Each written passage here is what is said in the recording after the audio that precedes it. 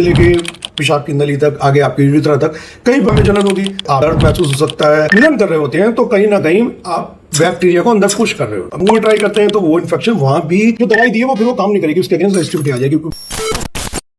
UTI and sex life, इस video में हम यही बात करेंगे कि अगर आपको या आपके पार्टनर को यूरिनरी ट्रैक्ट इन्फेक्शन है तो आपको मिलन करना चाहिए या नहीं करना चाहिए, और अगर करना चाहिए तो क्या क्या प्रिकॉशंस लेनी चाहिए और इससे आपको क्या नुकसान हो सकता है।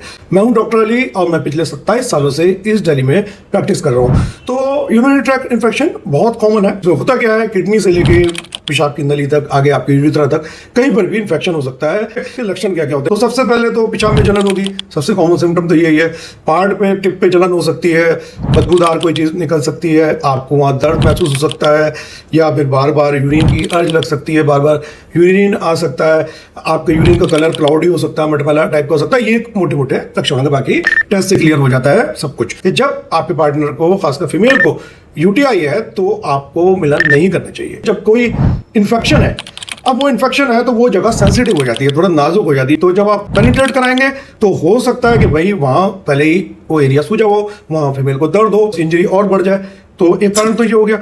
दूसरा ये कि ये जब आप मिलन कर रहे होते हैं तो कहीं ना कहीं आप बैक्टीरिया को अंदर पुश कर रहे हो, क्योंकि आप कोई चीज़ पुश कर रहे हैं तो साथ में जो आसपास की चमड़ी से बैक्टीरिया लगे हुए हैं वो चल जाते हैं। इसी तरीके से एसटीआई या एसटीडी अगर कोई है फीमेल को, के जैसे गोनोरिया, क्लेमाइडिया, एसटीडी के टाइम पर अगर आप बिना प्रोटेक्शन के अगर आप मिल रहे हैं तो फिर वो आपको भी इन्फेक्शन लग सकता है। तो इस कारण से ज़्यादातर केसेस में मना किया जाता है कि आपको अवॉइड करना है।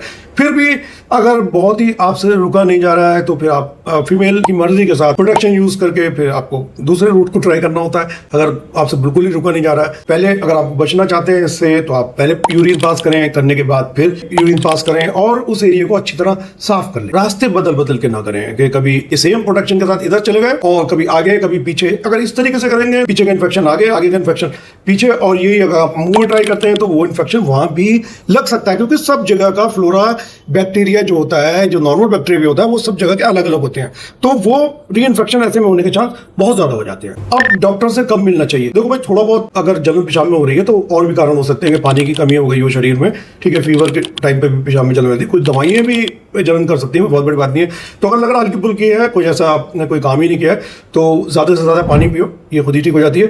अदरवाइज अगर कोई आपको लग रहा है सीवियर सिम्टम आ रहे हैं, बहुत ज़्यादा जलन हो रही है, यहाँ लोअर एब्डोमेन में जैसे पेड़ू बोलते हैं वहाँ दर्द हो रहा है, या कोई ब्लड वगैरह आ रहा है, या कोई बदबूदार पानी निकल रहा है फीमेल के या मेल के, तो फिर तो डॉक्टर से मिलना ही मिलना है और फिर पूरा ट्रीटमेंट लेना है। अगर ट्रीटमेंट आधा छोड़ा तो कहीं ना कहीं फिर वो दोबारा री इन्फेक्शन बन जाएगा, या जो दवाई दी है वो फिर वो काम नहीं करेगी, उसके अगेंस्ट रेजिस्टिविटी आ जाएगी, क्योंकि वो आपने पूरा कोर्स करा नहीं। तो इस चीज़ का भी बहुत खास ख्याल रखना होता है। तो पेशाब में जलन अगर हो रही है तो इसको थोड़ा सीरियसली लिया करो और जितना हो सके, जल्दी हो सके, डॉक्टर से मिलकर तुरंत ट्रीटमेंट ले लिया करो। आई होप इस वीडियो को आप ज़्यादा से ज़्यादा लोगों को शेयर करेंगे। जय हिंद।